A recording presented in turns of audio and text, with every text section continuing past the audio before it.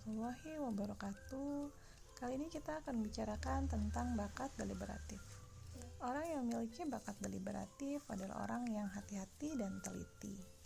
Ia memiliki kepekaan yang kuat dan kesadaran yang tinggi bahwa setiap urusan memiliki resiko.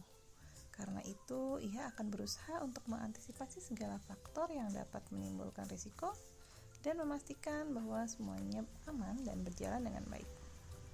Kebutuhan dari orang yang memiliki bakat deliberatif adalah adanya kesempatan dan waktu yang cukup untuk bisa menganalisa berbagai faktor yang ada, sehingga ia memastikan bahwa segala hal aman dan berjalan dengan baik. Ia perlu meninjau secara menyeluruh fakta, data, kemungkinan, dan segala risiko yang akan muncul jika sebuah keputusan diambil. Orang yang memiliki bakat deliberatif akan lebih menyukai untuk bisa memastikan bahwa setiap faktor yang ada berjalan dengan baik dibandingkan dengan mengabaikannya. Selain itu, ia juga perlu untuk bisa meningkatkan keterampilannya dalam melakukan sesuatu secara sistematis dan prosedural.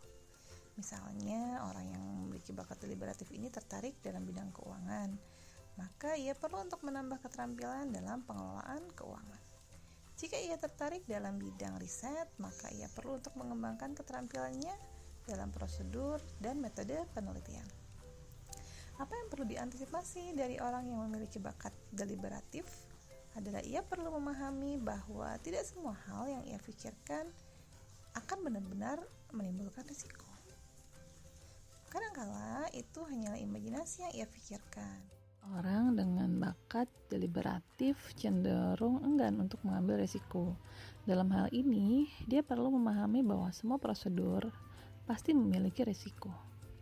Orang yang memiliki bakat deliberatif pun perlu memahami bahwa meskipun ada risiko, tapi toh saat ini hidupnya masih baik-baik saja. Hal itu perlu diingat agar ia lebih mudah untuk mengambil keputusan. Ia juga memerlukan orang lain atau teman yang membantunya untuk bisa mengambil keputusan. Sampai batas mana memikirkan resiko? Sampai batas mana ia perlu untuk mulai berbuat? Orang dengan bakat deliberatif perlu memahami bahwa tidak semua hal bisa dikendalikan. Beberapa hal hanya bisa diantisipasi. Karena itu, ia harus menyerahkannya kepada Allah yang Maha Kuasa. Lalu, bagaimana jika seseorang memiliki bakat deliberatif yang lemah? Ia mungkin akan mudah lupa karena cenderung tidak teliti dan tidak hati-hati. Ia juga akan mudah melewatkan sesuatu, karena itu akan lebih baik jika ia menghindari tugas-tugas yang beresiko tinggi. Karena ia mungkin akan mudah melakukan kecerobohan, kemudian hindari menggunakan peralatan jika terjadi kesalahan sedikit saja akan bisa berakibat fatal. Selanjutnya kita akan membahas bakat restoratif. Orang yang memiliki bakat restoratif adalah orang yang pandai memperbaiki sesuatu yang rusak dan pandai menyelesaikan masalah. Ia memiliki ketertarikan yang kuat terhadap segala sesuatu yang sedang tidak berfungsi dengan normal.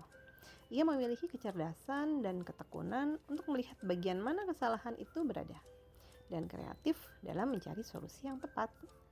Ia adalah problem solver. Jika berkaitan dengan psikologi, ia bisa membantu seseorang yang memiliki masalah psikologi. Jika berkaitan dengan kesehatan, ia bisa mengobati manusia agar sehat kembali. Kaitannya dengan bisnis, ia bisa memperbaiki perusahaan yang kondisinya sedang buruk. Kemudian, berkaitan dengan benda, ia mungkin bisa menjadi engineer atau teknisi yang fokus pada perbaikan dan maintenance. Orang yang memiliki bakat restoratif memiliki kebutuhan untuk menemukan permasalahan dan memperbaiki apa saja yang tidak berfungsi dengan normal. Ia juga perlu keleluasaan untuk bisa mencoba berbagai solusi yang ia rasa dapat menyelesaikan masalah yang ditemui. Sehingga pada akhirnya ia bisa menemukan solusi terbaik untuk setiap permasalahan. Agar bakat restoratif ini berkembang dengan baik, maka secara bertahap ia perlu bertemu dengan permasalahan yang tantangannya semakin meningkat. Ia perlu mengasah kemampuan agar semakin baik dalam menyelesaikan masalah, yang pada akhirnya ia dapat melihat berbagai solusi dari berbagai permasalahan dan dapat diandalkan oleh orang lain. Perlu ia sadari bahwa tidak semua permasalahan besar berasal dari faktor-faktor yang besar. Kadangkala permasalahan datang dari faktor yang sebenarnya kecil. Ia perlu untuk bisa lebih peka terhadap berbagai faktor yang ada. Bagaimana cara mengantisipasi bakat kuat restoratif? Orang yang memiliki bakat kuat restoratif cenderung untuk berfokus pada masalah, sehingga setiap harinya ia senang membicarakan masalah, mendiskusikan masalah dengan orang lain. Masalahnya, tidak semua orang suka diajak berbicara tentang masalah. Tidak semua orang memiliki bakat restoratif. Karena itu, berfokuslah pada solusi, bukan pada masalah. Kadangkala, solusi datang bukan dari memperbaiki sesuatu yang sudah rusak, tetapi memaksimalkan yang masih baik-baik saja. Misalnya, sebuah perusahaan yang memiliki 2 produk.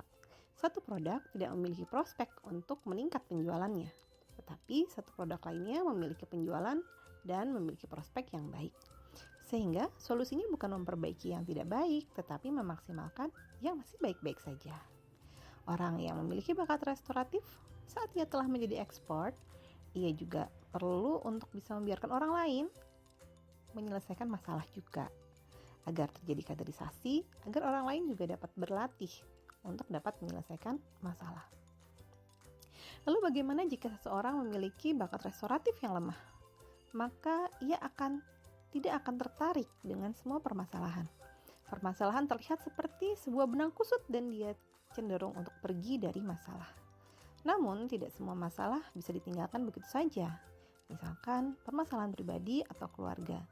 Ia dapat menggunakan bakat lain yang mungkin kuat. Misalnya communication, empati, harmoni jika itu berkaitan dengan masalah-masalah interpersonal. Lalu kalau berkaitan dengan prosedur dan pemikiran, maka ia dapat menggunakan bakat learner ataupun input. Baik, itu yang bisa saya sampaikan tentang bakat restoratif dan deliberatif. Terima kasih.